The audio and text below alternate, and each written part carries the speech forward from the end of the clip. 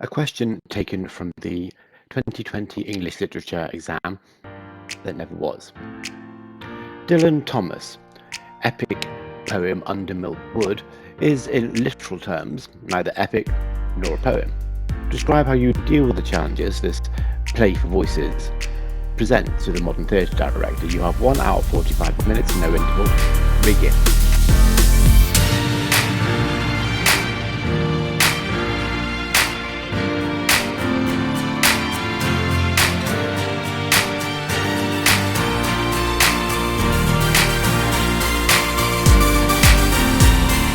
Under Milk Wood is the first production to, please God, do a full run at a National Theatre main stage since Robert Lepage's Seven Streams in March 2020.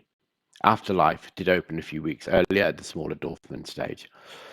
And there are few pieces more fitting for the job. It's a text that could have been written solely for studying. Not in that horrible way that means you can't laugh along with the theaterati around you if you haven't studied at least 3 opposing viewpoints of the prose, but in that way where seeing a good production makes you feel just a little bit smarter for seeing a classic and getting it. Oh, National Theatre, how we have missed you.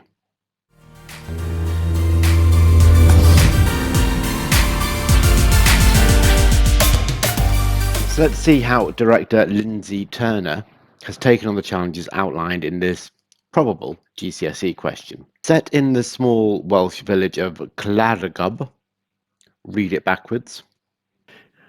Under Milk Wood is a series of snapshots of the goings-on behind closed doors of its inhabitants, colourful, alive, and dead. It is a voyeuristic tale filled with vivid description. First challenge that faces any director is to find an actor who's strong enough to tell the tale.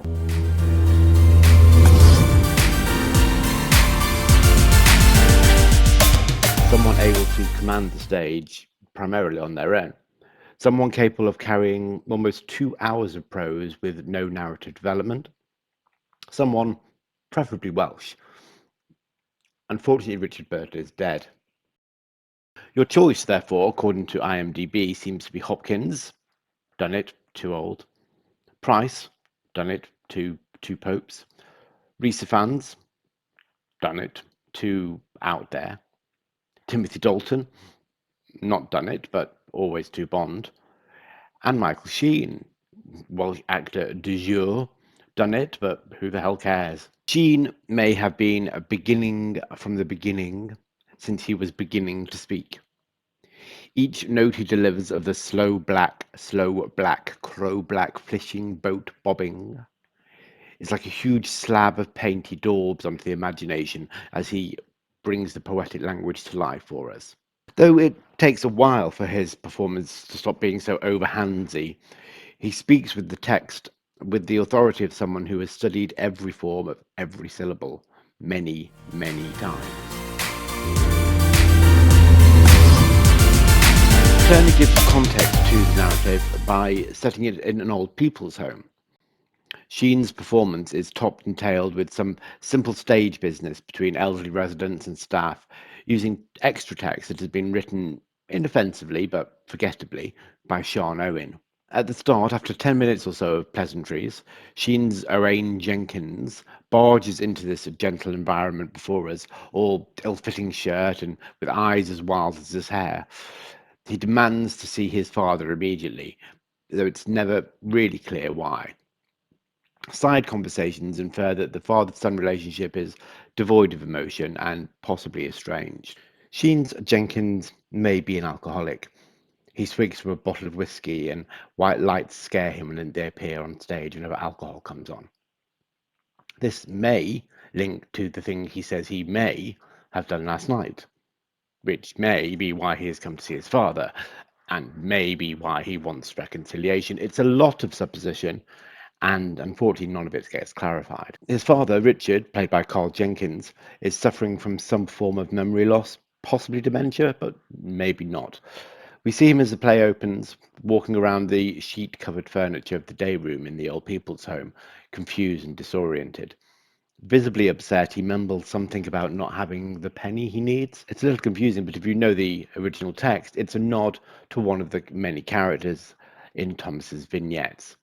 It's one of a lot of Easter eggs the additional text offers to the aficionados in the audience. It's also implied that Richard is the son, and therefore Owain the grandson, of Reverend Eli Jenkins, one of over 60 characters in Under Milk Wood.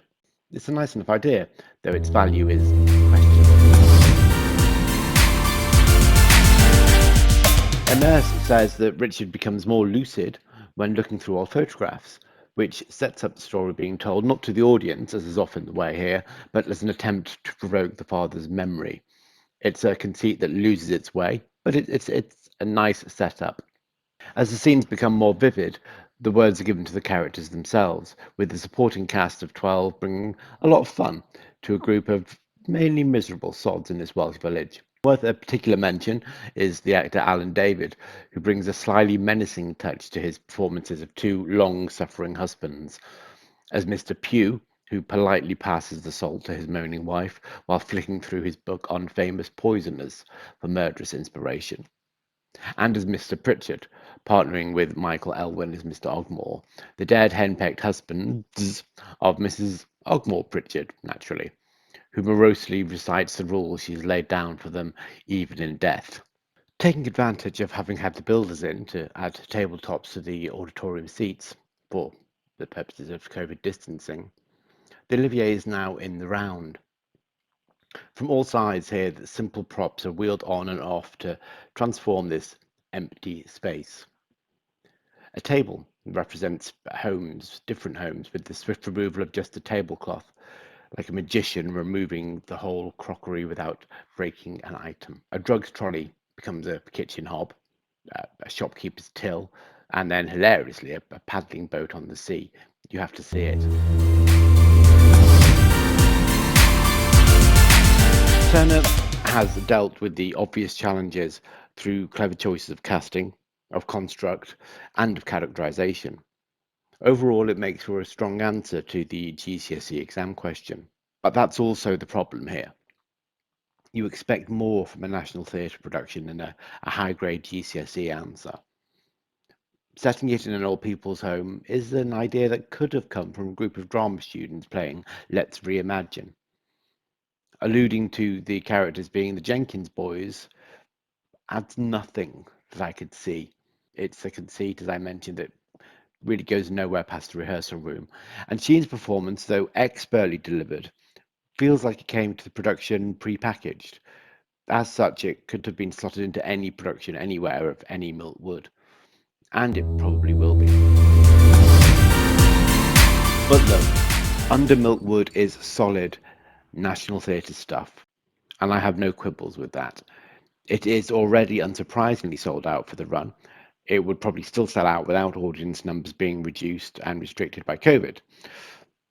You are going to see this for Michael Sheen. You are going to see this for Dylan Thomas's text. You are going to see this just to sit in the Olivier once more. These, as far as I'm concerned, are all good reasons to see Under Milk Wood. And seeing it will not leave you feeling let down.